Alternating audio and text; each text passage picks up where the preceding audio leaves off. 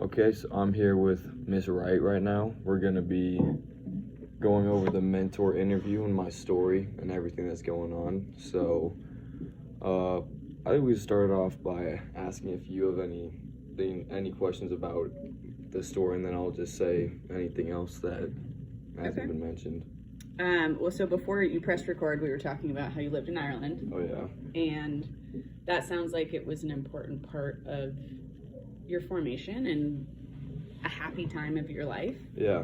And I did not know about you before reading this that you had moved so much with your family. Oh, yeah. And that you had moved schools so much. Yeah, the schools was a lot of moving around, and I remember I would have almost had to move to New Jersey again like a couple of years ago, but my dad's like, no, we can't keep moving around. Okay. Because it was getting to the point where like you grow older and then you're like, oh, I'm you're getting like better relationships with like the people you meet instead of just like as a kid you'll just like say what up and run away or something. But yeah, after I started making like closer friends with people, it was like harder moving around. So yeah, I was like, we totally have to stop understand that. Yeah.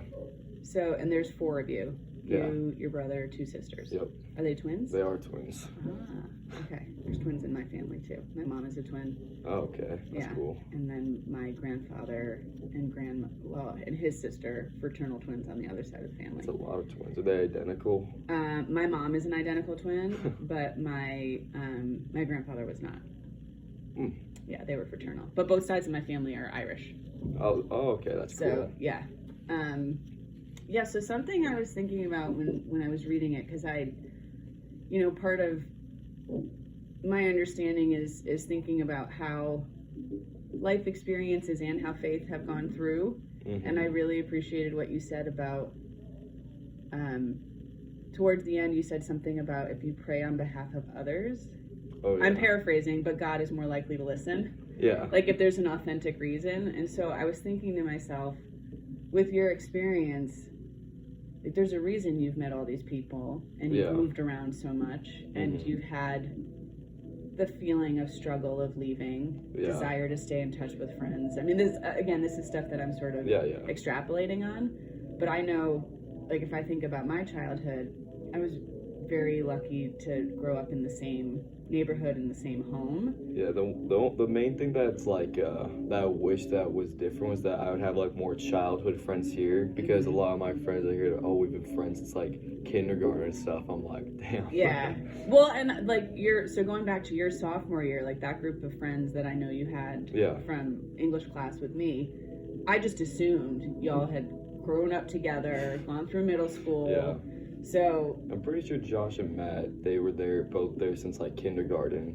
Okay, so you kind of got adopted into a group who had known each other sixth forever. Grade. Yeah. Yeah. Because if I think about like like I said, like I was very lucky that I grew up the way that I did, but I also, like my siblings and I'm one of 4 also. Yeah. But we all have had different experience with childhood friends and closeness and stuff like that. And I know some of like my girlfriends that I've known since preschool or elementary school. Like we gathered, like groups of us gathered together in middle school, and then when our middle school combined, then like more of us gathered together in high school. Yeah, it just kept growing. Yeah, so there's still the need to like tend some of those friendships. Yeah. But I think about that a lot with just like a blessing, but also what I've learned along the way. Because some of those friends I grew away from, and then I was like, well, you're still my friend because you're in the bigger group of it, but like, I'm probably not going to go out with you one-on-one. Oh yeah, and grab a coffee. Yeah, there's always going to be someone like that, 1 or 2 people. Yeah.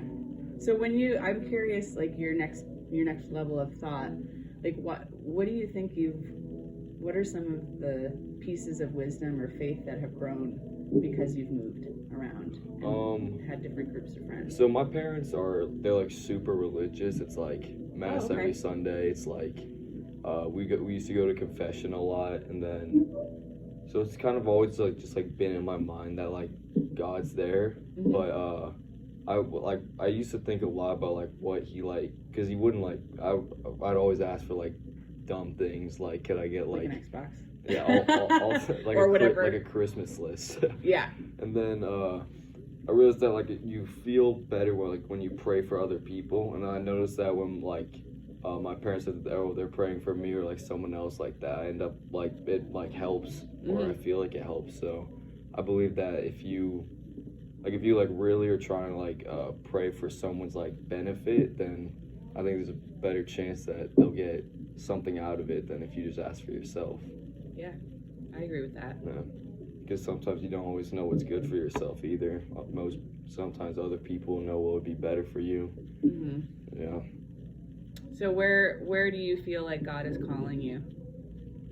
Just to like, I don't know, because I feel like I'm pretty good at like when people are like going through it or anything. Like a lot of people talk to me about it, like a lot of my friends do, and like I feel it kind of easy to just like help calm them down or whatever, just like make them realize that like it's just like a bad day or something, and like the next day will be better. But yeah, I feel just to like comfort people.